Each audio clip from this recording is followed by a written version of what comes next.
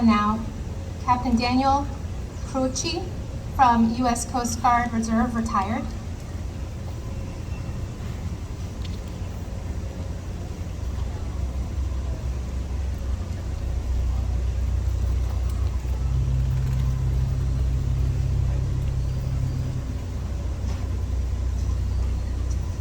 On September 11th, I was a commander in the U.S. Coast Guard Reserve and had just completed 3 years active duty tour at the Coast Guard Command right here in New York. In mid-August, I started a new civilian job in the marine insurance industry, starting a new career. I was located near the New York Stock Exchange. I could see the World Trade Center towers right from my office windows. After the first jet crashed into World Trade Center number 1, I contacted the Coast Guard Command to offer my assistance due to my close proximity to the disaster area. The Coast Guard's response would normally be to deploy boats to perform waterside security to keep all vessel traffic at a safe distance away from the disaster occurring on land. The second jet hit while I was still on the phone with my colleagues at the Coast Guard. At that point, I knew we were under attack, so I quickly hung up the phone to figure out what we were going to do next. We decided in our office to evacuate the building. Once on the street level, we found out that all subways and mass transit had been stopped and bridges and tunnels were closed. The senior management felt it was safer to go to Battery Park since it was away from tall buildings and no one really knew what was going to happen next. There were so many people flooding down to Battery Park, some running in panic, while others who just came out of the subways were unaware of what had happened and just looking around. After seeing this massive humanity funneling into one location with nowhere really to go, I knew the only way out of Lower Manhattan was by boat. So I tried to call the Coast Guard Command Center again to let them know vessels were needed to evacuate people stranded in Lower Manhattan, but my cell phone would not connect to the command center or to any other office lines in the building I used to work in. So I got to a landline, which enabled me to contact one of my former colleagues who I know was home recovering from surgery. Because of that, there was one landline to another landline, and I got him there. I calmly explained what was happening and said it was very important for him to go to the command center, relay a message to Commander Dan Ronan that we needed more boats to evacuate people from Lower Manhattan. And he said, "Aye, aye, sir." Today we have an abundance of commuter ferries operating on and around New York Harbor. But back then, we only had the Staten Island ferries and New York Waterways ferries in operation. On 9/11, the captains and crews on all these ferries immediately jumped into action and started evacuating Lower Manhattan. While an overwhelming number of people were evacuated by those ferries, there still was a need for more boats. As the first building collapsed, I remember seeing New York Waterways boats pulling up to random locations on the seawall down at the Battery to pick up stranded people. The dust and debris turned daylight into darkness, and people started panicking, which caused them to jump over the seawall and in the water, desperately trying to escape this massive dust cloud, which no one really knew what was in it. We needed more boats to not only facilitate the evacuation of people, but also to strategically direct them to places where the crowds were mounting and ferries weren't able to actually operate. To manage this, the Coast Guard Vessel Traffic Center called out a general message over the radio. They said, for all available commercial vessels to assist with the evacuation. This also was known as calling all boats. The Standing Hook pilot boat in New York got underway with members of the Coast Guard and the port pilots that pilot our large vessels right here in the port through today. They were on board to help manage vessel traffic while being directly on the water on scene off of Manhattan. In addition, the Coast Guard immediately deployed marine inspectors on land to help with crowd control and manage people to safely get on board these vessels. These Coast Guard officers and petty officers also assisted the NYPD and FDNY at Ground Zero and evacuated people stranded in the subways. Under the leadership of our Coast Guard Command, Admiral Dick Bennis and Captain Pat Harris, in addition to coordinating the waterborne evacuation, they also coordinated with the maritime industry to shut down the port and to address port security issues around the port, like high-risk cargo terminals, and infrastructure, since we did not know what was going to happen next or if there was another attack that was imminent. The mass rescue from Lower Manhattan, known as the Boatlift evacuation of 9/11, was completed by commercial ferries, tugs, Circle Line tour boats, passenger fishing vessels, private yachts, and recreational boats, along with the NYPD Harbor Patrol boats, FDNY fire boats, New York State Marine Police, and Coast Guard vessels. They not only rescued people from land, but also those who fell or jumped in the water. The evacuees were taken to waiting emergency triage centers in various locations in New Jersey. These hero boaters were not only from the Port of New York, but were from Monmouth County, New Jersey, Brooklyn, and Long Island. They came from all over when they heard for the call. I will forever be grateful to all the heroes of 9/11, including the New York State Marine Police, who transported me to Hoboken later that afternoon, where I was directed to enter the decontamination showers that were set up, and then met with the medical triage team. They were all there waiting for survivors. There were so many people who stepped up and did great things that horrific day, especially the everyday citizens, the boaters, the mariners, who went towards the disaster to help, not away from it. Their efforts working together as a team led to the evacuation of about 500,000 people, which is the largest waterborne evacuation in American history, bigger than the evacuation of Dunkirk in World War II. Over 100 boaters performed this evacuation in less than 9 hours. I'd also like to remember 4 members of the Coast Guard who died on 9/11. Petty Officer Vinnie Dance, he was with NYPD, EMS, and a Coast Guard reservist on Staten Island.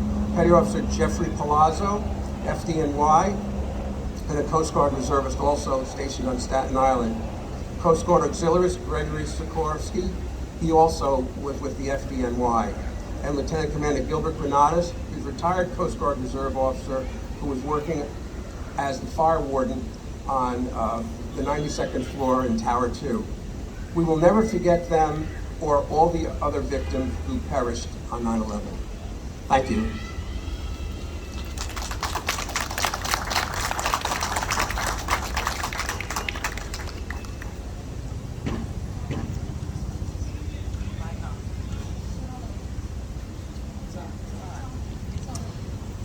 And now, I'd like to introduce Captain Andrew McGovern, retired president of the Sandy Hook Pilots.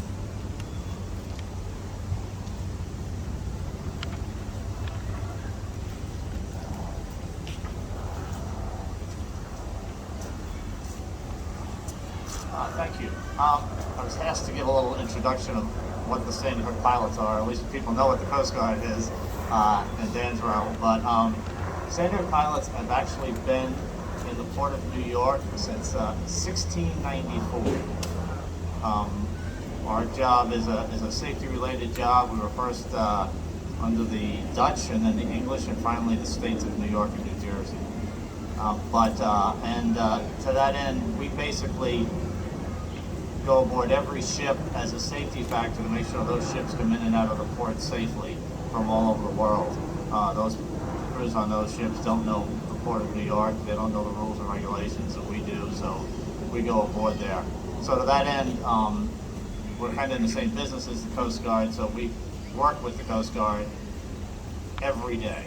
And it really paid off on 9/11. I was actually bound for, I chair the Harbor Safety Committee, which is a committee made up of all the port stakeholders, including all the agencies, the Coast Guard, Corps of Engineers, FDNY, NYPD, etc. And we actually had a meeting on the 61st floor of the Trade Center, but not till 10 o'clock. And on my way in, I saw what was going on. I was on the Bell Parkway, and I called Sector New York, and I was able to get through. And they said, just come here, come to the command center. So I was just before the Verrazano Bridge. I went over the Verrazano Bridge, went to the command center, and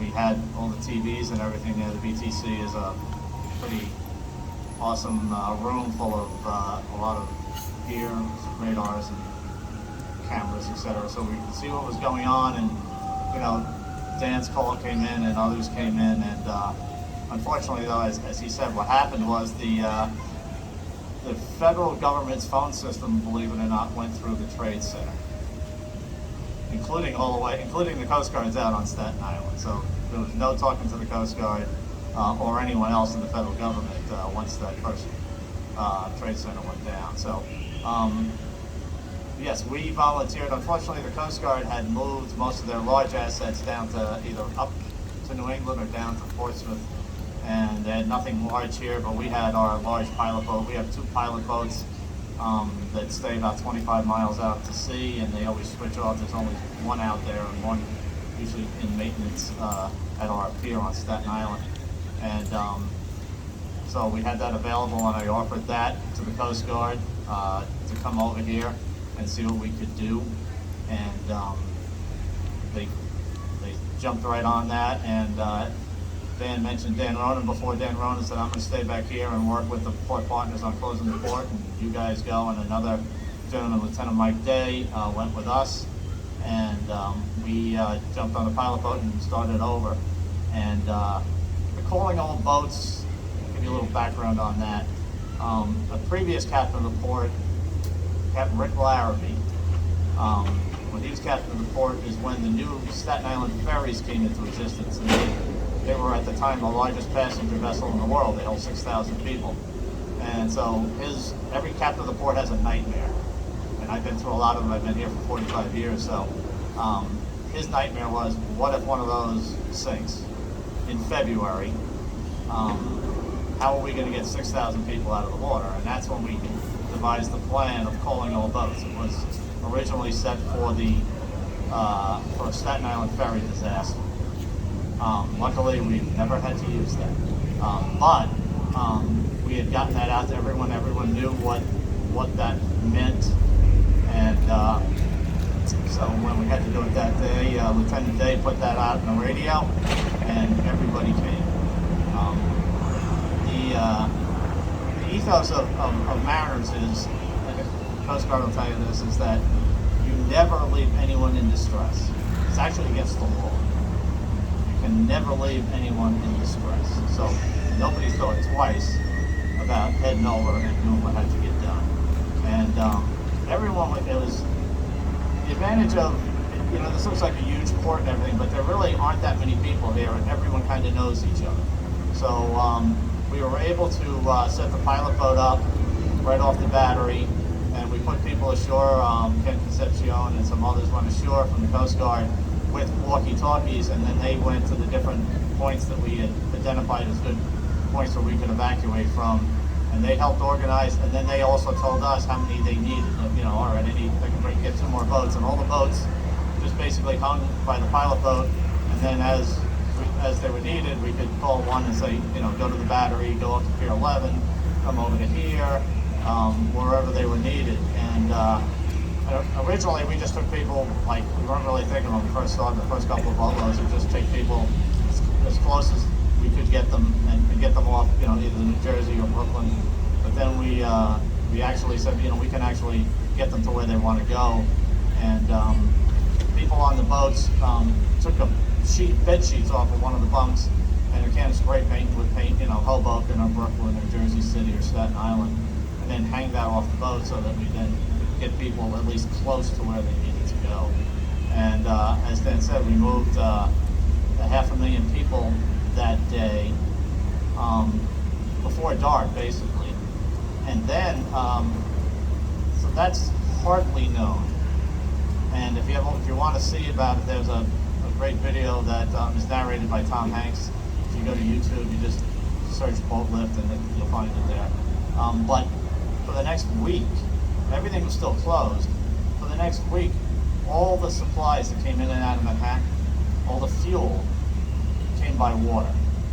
So we were all tied up down at North Cove, and we had boats running back and forth from Brooklyn, from Staten Island, from Jersey City, and with everything, and we would get lists. We'd get lists from the responders and the steel workers that were in on the pile and say, well, we ran out of acetylene, and we basically sucked the tri-state region dry of acetylene, so that they could cut and try to find people and get them out.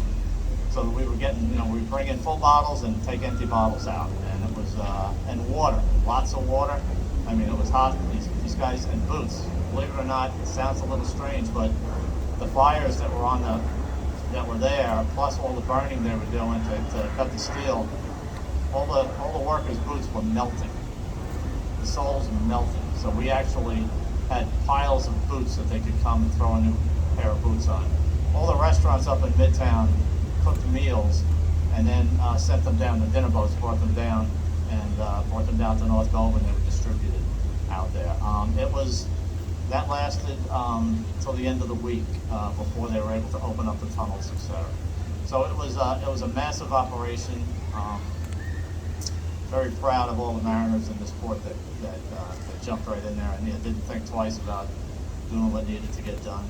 And and again, the Coast Guard, the FDNY, NYPD, it was an amazing effort by everybody, and hopefully it'll never happen again. That's my biggest hope.